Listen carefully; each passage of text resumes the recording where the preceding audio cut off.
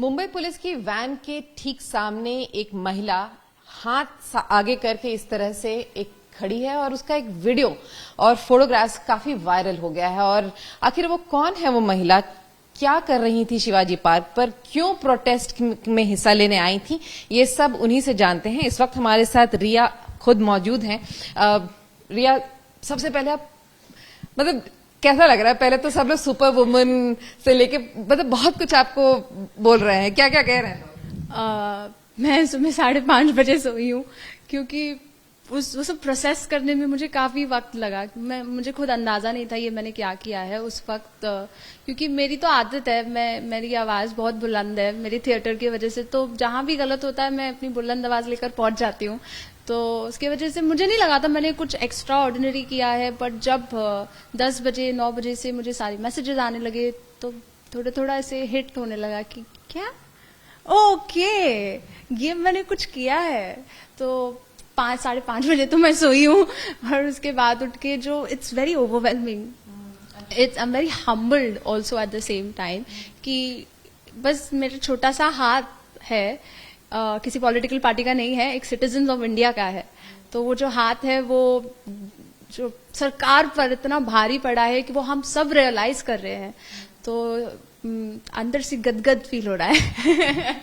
तो अगर पहले मैं जानना चाहूंगी आपके बारे में, आप क्या करती हैं, मतलब एज इन इस प्रोटेस्ट में कहाँ तक कैसे पहुंची? क्या कभी इससे पहले भी प्रोटेस्ट किया है? जी नहीं, अनफॉर्चुनेटली नहीं किया है, बट ये जो चिंगारी अब लगी है जब तक ये बुझ ना जाए तब तक मैं करती रहूंगी। इंडिपेंडेंट प्रोटेस्ट, पॉलिटिकल प्रोटेस्ट नहीं, बिकॉज वहां हमारे पास कोई आवाज नहीं है। वहां हमें कुछ कोई और लीड कर रहा है, वो किस तरीके से कर रहे हैं, क्यों कर रहे हैं, वो हमें नहीं पता है। तो इसके पहले एक ही दिन पहले मैंने किया था एक्चुअली शिवाजी पार्क में, काफी कम बच्चे थे और उसके बारे में आप पहुंची थी 21 तारीख को भी पहुंची? जी बिल्कुल। क्या उस दिन वजह क्या है, क्यों आप प्रोटेस्ट में जा रही हैं? वजह काफी ऑब्वियस है, जो कुछ भी होता रहा है, ये नहीं कि हो रहा है, होता रहा है। हमारे मम्मी पापा के वक्त से भी सबको बोला गया था एडजस्ट करो, चुप रहो, आगे ठीक है होता है, बट अब हम जो यूथ है वो रियलाइज कर रहे हैं ऐसा नहीं होता है, this is not normal. Just because ये होता रहा है इसका मतलब ये नहीं है कि ये नॉर्मल है। ये होता है मतलब होता है, बट ये नॉर्मल है वो गलत है, उसको नॉर्मलाइज मत करो बिहेवियर को। तो वो जो यूथ है आज, हमारी जेनजी जो है, जी फॉर जिद्दी है, जो अड़ गई है कि जो तुम गलत कर रहे हो बेटा, वो हम सब देख रहे हैं, वो पूरी दुनिया इंटरनेशनली देख रही है। मेरे पापा को और मुझे इंटरनेशनल मीडिया से कॉल आ रहा है, मेरे पेरेंट्स को, जो उनके फ्रेंड्स हैं, उनके बच्चे हैं, वहां तक ये आवाज जो बुलंदित आवाज है वो पहुंच चुकी है। सो बस यही जज्बा है हमारा। तो पहले बात कर लेते हैं क्या किया था आपने। तो आप प्रोटेस्ट के लिए पहुंची थी, आपको लगा कि एक आम दिन है, प्रोटेस्ट है, कल भी गए थे? नहीं, आम दिन नहीं था प्रोटेस्ट। देखिए ना, हम कैसे सोच में आ गए हैं कि एक आम दिन प्रोटेस्ट हो गया है, क्योंकि प्रोटेस्ट आजकल हर रोज होते हैं। हाँ। हर कोई प्रोटेस्ट करता रहता है, लेकिन हाँ ये प्रोटेस्ट बहुत बड़े स्केल पे हो रहा है, देश भर में हो रहा है। तो ये एक बात जरूर है। लेकिन मैं जानना चाहूंगी तो कि जब आप पहुंची प्रोटेस्ट करने के लिए, आपके साथ और भी कोई था वहां पे? फिर अचानक से वो वैन के सामने कैसे पहुंची? तो 4:30 बजे मैं कोहिनूर अपने फ्रेंड्स के लिए वेट कर रही थी। अकेले जाना काफी आइसोलेटिंग एक्सपीरियंस होता है, बट हमें पता है कि क्राउड हमारे साथ है, बट फिर भी जैसे हमने देखा है दिल्ली में जो बच्चों के साथ हुआ है, छोटी छोटी बच्चियों के साथ, 12 साल की बच्ची का सर फोड़ दिया है। आपको किस मुंह से आप बात कर सकते हो, ट्वीट कर सकते हो? धर्मेंद्र प्रधान जी ने कल सुबह ट्वीट किया, राहुल गांधी जब आए थे तो उन्होंने ये पूरी डिफ्लेक्ट करने की कोशिश की है, पॉलिटिकल ये सब खेलने लगे। पॉलिटिक्स को जब तक आप पॉलिटिक्स की तरह खेलोगे तब तक जनहित नहीं हो सकता। पॉलिटिक्स को आप कुछ करना है, आपको पॉलिटिक्स करना वाला होता है, आजमाने वाला नहीं होता है। सो मैं पहुंची थी 4:30 बजे, अपने फ्रेंड्स का इंतजार कर रही थी। 20 मिनट हो गए, बॉम्बे के ट्रैफिक में या तो वक्त लग जाता है या पार्किंग में टाइम लग जाता है, तो फिर 20 मिनट वेस्ट हो गए थे। और मैं सुन रही थी वो नारेबाजी चल रही है और मैं अपने आप को रोक नहीं पाई। मैंने बोला मैं जा रही हूँ, जिसको आना है वो लाइव लोकेशन फॉलो करके आ जाएगा पीछे। तो जैसे ही मैं निकली, मुझे ज्यादा चलना भी नहीं पड़ा, आप आंदोलन तक जाओगे, आंदोलन आपके सामने आ जाएगा। तो मैं आगे जा ही रही थी जहां नारेबाजी हो रही थी, तो पुलिस की एक गाड़ी मेरे सामने थी और आगे से लेकर पीछे तक वहां बच्चे भरे हुए थे और बच्चे चिल्ला रहे थे अंदर से। आप इमेजिन करिए कि एक पुलिस की वैन है अंदर और बच्चे अंदर से चिल्ला रहे हैं। पूरा स्टफ था, पूरा स्टफ था। वो जो पुलिस थे वो सीढ़ियों पर खड़ी थी। Can you give me 1 minute? तो आपने कोशिश भी की थी कि वहां पर लोगों को आप बचा के निकालने, बाहर निकालने? हाँ, तो सबसे पहले मैंने अपना होमवर्क किया था। मैं सबको बोलती हूँ, जो भी आप जा रहे हो, आप कर रहे हो, आप अपने अधिकार जाने सबसे पहले। इसलिए इस तरीके से आप राइटफुली वहां अपीयर हो सकते हैं और आपके पास एक करेज भी आता है, एक्स्ट्रा बहुत ज्यादा एक लेवरेज होता है आपके पास। तो मैंने अपना होमवर्क किया था और मैंने उनसे पूछा कि क्या आपके पास बहुत अच्छे से कॉन्वर्जेशन, एक वार्तालाप होता है, वो किसी भी एक कंक्लूजन पे आने का सबसे पहला जरिया होता है। तो मैंने उनसे पूछा कि आपके पास मेमो है इन बच्चों को ले जाने का? उन्होंने मेरे से आंखें भी नहीं मिलाई, उन्होंने नीचे देखा और बच्चे पीछे चल रहे, नहीं है नहीं है। तो मुझे पता चल गया था कि ये गलत है, तो ये मेरा कुछ नहीं कर सकते। अगर वो मेरे ऊपर एफआईआर करते या मुझे डिटेन करते, मैं आज के दिन उनके ऊपर रिवर्स करती एफआईआर, बिकॉज ये गलत है। मैं सही थी, मुझे पता है, इसलिए शायद से मुझमें जज्बा और हिम्मत आई। तो मैंने अपना हाथ आगे किया और एक बच्ची को निकालने की कोशिश की वहां से। तो पुलिस ने अपना हाथ अड़ा दिया बीच में, उन्हें नहीं आने दिया। 2 थे तो उन्होंने हाथ अड़ा दिया, नहीं आने दिया और बस चलने लगी। जैसे ही जो वैन है वो चलने लगी तो मुझे थोड़ा सा डर लगा कि वो अंदर से गिर जाएंगे, तो मुझे ये नहीं करना चाहिए या मैं बस के नीचे आ जाऊंगी, so this is not right. तो मैं बस के साथ साथ चलने लगी और जैसे ही हम चल रहे थे मैंने देखा कि ये तो आगे निकल जाएंगे मुझसे, है ना। तो और जब वो अगर वैसा होगा तो आई विल फील कि मैंने अपने आप को फेल कर दिया एज ए सिटीजन। अगर मैं नारेबाजी करने आई हूँ, बच्चों को बचाने आई हूँ, अपने आप को as a citizen show up कर रही हूँ, तो जो मेरी ड्यूटी है वो यहाँ से शुरू होती है। तो मैंने उनको अच्छे से बोला, सर मैं समझ रही हूँ आप क्या कर रहे हैं, आप अपनी ड्यूटी कर रहे हैं, बट आप रिस्पॉन्सिबली नहीं कर रहे हैं, ठीक है। तो फिर उन्होंने कुछ नहीं बोला, वो चुप थे। मैंने, मैडम आप करिए ना, मैडम आप करिए ना। बस में इतनी जगह भी नहीं थी कि वो मुझे अंदर ले ले एक्चुअली, तो इसलिए भी मैं और कॉन्फिडेंट थी। तो मैं आगे चली गई और मैंने कुछ नहीं सोचा, मैंने बस सोचा इनको रोकना है, ये मेरे सामने से तो मैं ऐसे नहीं जाने दूंगी इन्हें, चाहे कुछ भी हो जाए, मरेंगे या करेंगे।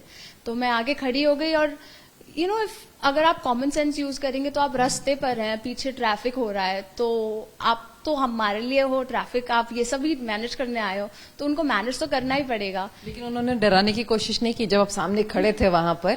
क्या उन्होंने डराने की कोशिश आपको हटने के लिए नहीं? बिल्कुल, कैसे नहीं करेंगे, वो सब कुछ आजमा लेंगे। लेकिन बॉम्बे पुलिस, हम बोल सकते हैं, उनके हाथ में लाठियां नहीं थी, उन्होंने कुछ भी थ्रेटनिंग ऑब्जेक्ट्स नहीं उठा रखे थे, तो उन्होंने एक्सेलरेट करने की कोशिश की। तो देखा जाए तो थोड़ा डर लगा डर लगा था? मैं झूठ बोलूंगी अगर मैं बोलूं मैंने डर नहीं लगा, डर लगा, थोड़ा सा लगा। For 1 second I was like ये मेरे ऊपर से जा सकती है गाड़ी, बट तब मैं शहीद होती। और अब जो है, अगर मैं बैठी रहूंगी घर पे, मैं कुछ नहीं करूंगी, तो मैं हेल्पलेस, असहाय होंगी, या असहाय या शहीद, आपको चूज करना है। तो शहादत मैं जरूर, और वहां के स्टूडेंट्स, अगर मैं वहां शहीद भी हो जाती ना, मुझे एक बात पता है कि वहां के स्टूडेंट्स मेरी लाश को छोड़ते नहीं, वो अंत तक मेरे साथ रहते, क्योंकि आजकल तो आप एज अ वुमन अगर आप लाश भी हो जाए तो आप सेफ नहीं हो, तो वो स्टूडेंट्स मुझे मेरी लाश को भी सेफ रखते, मुझे इतना पता है। बहुत बड़ी बात कह रही हैं आप। तो वहां पे और भी स्टूडेंट्स, जो हम वीडियोस देख रहे हैं उसमें स्टूडेंट्स बहुत सारे पीछे भी आपके खड़े हो गए, क्या उससे भी आपको काफी करेज मिला उसमें? जब ये सब शुरू हुआ था, तब जो मेरा कॉज है वो मेरे आगे था, मेरे पीछे क्या हो रहा है मुझे कुछ अंदाजा ही नहीं था। मैं उस मगन हो गई थी उनको निकालने के लिए। तो पीछे से जब आवाज आने लगी और साइड से जब लोग फोन लेकर और कैमरा लेकर आ रहे हैं, तब मुझे रियलाइज हो कि मेरे पीछे भी लोग आ रहे हैं। आप कुछ बोल भी रहे थे? हाँ, वो पीछे से चांटिंग करने लगे, तब मुझ में और करेज आया और फिर मैंने भी बोला, इंकलाब जिंदाबाद। क्या आप बोल सकते हैं एक बार? इंकलाब जिंदाबाद। बिल्कुल। और फिर ये आपसे नहीं भूलवाऊंगी मैं, धर्मेंद्र प्रधान इस्तीफा दो, क्योंकि ये जो भी चीज शुरू हुई है, आपने अपने कंट्री को, अपने बच्चों को एक पद पर रहकर फेल किया है, 1 बार नहीं, 2 बार नहीं, काफी बार। उसके बाद जो रीसेंट एग्जामिनेशन फिर से हुए थे, आपकी शीट्स AI जनरेटेड हैं, आप कैसे कर सकते हो ऐसा, एक बार फेल, इतना बड़ा मुद्दा बनाया, अब फिर से, मतलब उनको कोई परवाह ही नहीं है। जब वो परवाह नहीं करेंगे तो हम उन्हें बताएंगे, एक रीजन देंगे, आप करो परवाह। तो क्या ये आपकी जो नाराजगी है, सिस्टम से जो नाराजगी है, क्या ये एक पर्सनल रीजन से भी है, या फिर जो आपने जंतर मंतर पे जो देखा, जिस तरीके से आक्रोश निकल रहा है जंतर मंतर पे, क्या उसको देखने के बाद आप में ज्यादा नाराजगी आई जिसकी वजह से ये प्रोटेस्ट? ये गवर्नमेंट पर्सनल हो गई है। ये गवर्नमेंट, हम नहीं चाहते थे ये सब हो, बट हम सब किसी ना किसी लेवल पर नाइंसाफी या सिस्टम से फेल हुए हैं। मैंने अभी फिर से अपनी स्टडीज के लिए मैंने साइकोलॉजी की है कोविड के पहले, अब मैंने फिर से मुंबई यूनिवर्सिटी में एनरोल किया है इंग्लिश लिटरेचर करने के लिए, और मैं पिछले 2 हफ्ते से कॉल कर रही हूँ उन्हें। उनके 6 नंबर हैं ऑनलाइन, तो मैंने सारे नंबरों पर कॉल किया है, और मैंने उसकी स्क्रीन रिकॉर्डिंग भी ली है कल जब मैं कर रही थी, क्योंकि मैं परेशान हो गई थी। जब आपके साथ मतलब आपने पैसे जमा कर दिए हैं और उसके बाद आगे क्या करना है कोई को बता नहीं रहा। ऑनलाइन मुझे फुल अच्छे से, कितने स्मार्ट है, उन्होंने ईमेल मुझे भेजा है कि फीस भरनी है आपको इतनी इतनी, और ऑनलाइन करना है, तो ऑनलाइन फीस भर दी है, ऑनलाइन दिखा रहा है एडमिशन ग्रांटेड, बट ईमेल उसके बाद सन्नाटा, उसके बाद ना वो कॉल्स उठा रहे हैं, ना मैंने उन्हें ईमेल भी किया है। In fact I have all the proof. मैं, documentation is very important in today's time, so I have all the proof. मैं उन्हें 2 हफ्ते से कॉल करने की कोशिश कर रही हूँ, उन्होंने ना कॉल उठाए हैं ना आंसर किया है, उनका कॉल अनअवेलेबल आ रहा है, बिजी आ रहा है, सब कुछ हो रहा है, बट जो होना चाहिए वो नहीं हो रहा है। सो मैं नाराज तो हूँ, पर्सनली भी हूँ, और ये पर्सनल है। मेरा भाई 9 साल का है, वो पढ़ाई उसको इतनी पसंद नहीं है, तो उसने मुझे बोला है कि दीदी मुझे तो नहीं पढ़ना, तो आप क्यों जा रहे हो? मैंने बोला बेटा ये आपकी चॉइस है, वो गवर्नमेंट आपके लिए नहीं डिसाइड करेगी। आपको कल पढ़ना है नहीं पढ़ना है, this is our choice. They cannot force illiteracy upon us. We are a developing nation. हमें वापस पीछे नहीं जाना है।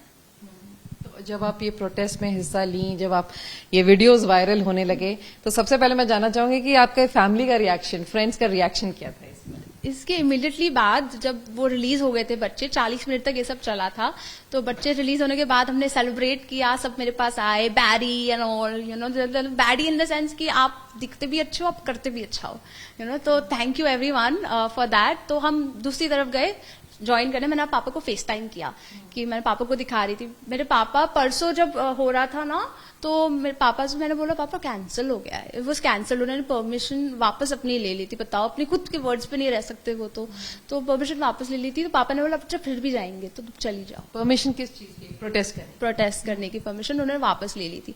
ये गलत है ना कि आप परमिशन दे रहे हो, फिर ले रहे हो, फिर आप बैन लगा रहे हो, प्रोहिबिट कर रहे हो। मतलब आप, मैं ये जानना चाहूंगी तो आप लोग इकट्ठे कैसे हुए शिवाजी पार्क में? मतलब कि actually Azad Maidan is the designated protest ground, तो आजाद मैदान कोई है नहीं, कोई प्रोटेस्ट ग्राउंड, तो आप लोग वहां इकट्ठे कैसे हुए?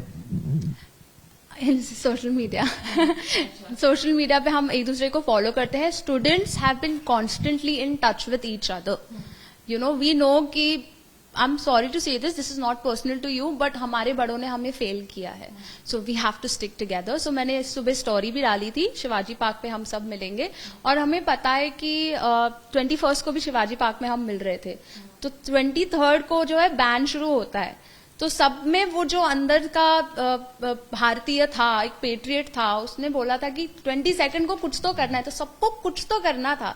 शिवाजी पार्क सबके दिमाग में चल रहा था, तो बस वी शोड अप। हमें एक्चुअली किसी ने नहीं सोचा था इतना बड़ा क्राउड आएगा। सब अपने लिए आए थे वहां, अपने देश के लिए आए थे, एक दूसरे के लिए, सबके लिए आए थे, बट ये सोचकर नहीं आए थे कि ये भेड़ चाल नहीं है ये। बिल्कुल, बहुत कुछ किया आपने, लेकिन परिवार का रिएक्शन उस वीडियो के वायरल होने के बाद क्या था? हम अभी लंच कर रहे थे mummy papa they are very proud. पापा ने स्पेशली बोला, पापा मेरे सोशल सर्विस भी करते हैं बचपन से। कोविड के टाइम पे हमने मिलकर वैक्सीनेट किया है लोगों को। सो ये जो मेरे अंदर प्रॉबेबली सेवा भाव है, मेरी मम्मी से भी आया है। एवरी हाउस वाइफ, हर नारी जो घर पर काम करती है, बच्चों का ध्यान रखती है, पति का ध्यान रखती है, अपना ध्यान रखती है, बच्चों की एजुकेशन का भी वही ध्यान रखती है देखा जाए तो वो जो सेवा भाव है वो मम्मी से आया है, जो सपोर्ट है वो पापा से आया है, जो करेज है वो मेरी खुद की है, और ये जो प्लान है वो भगवान का है। अब इसके आगे, मतलब अब तो पढ़ाई, जैसे आपने कहा कि आपको ग्रेजुएशन अपना कंप्लीट करना है, तो उसके साथ साथ इस तरह के प्रोटेस्ट और करेंगी?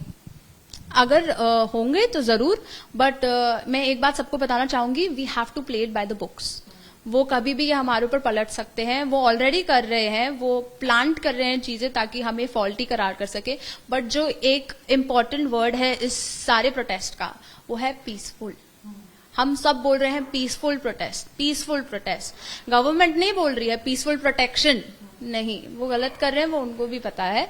हम सही कर रहे हैं, ये हमें भी पता है। और ये जो आवाज हमारी कल हमने निकाली है, वो पूरी दुनिया तक इंटरनेशनली पहुंची है। इसका मतलब सबको रेजोनेट हो रहा है कि ये जो कर रहे हैं बच्चे, वो सही है। हम किसी को, एक इंसान को भी हिम्मत देंगे ना, वो काफी है। मैंने भगवा कलर इसलिए पहना है आज क्योंकि किसी आपने पर्टिकुलरली चूज किया है? बिल्कुल बिल्कुल, कल का भी वजह पूरा सोचा हुआ था।